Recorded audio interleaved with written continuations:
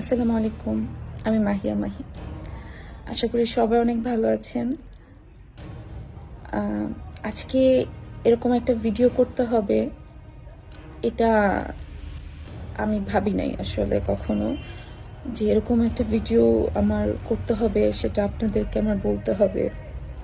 তো আমার মনে হয়েছে যে না, এটা আসলে সবাইকে বলাটা এখন আসলে সময় হয়েছে। কারণ আমাদের নিজেদের জন্য, আমাদের নিজেদের ভালোর জন্যই আসলে এটা, আমার মনে হয় এটা বলাটা উচিত, সবার জানা উচিত।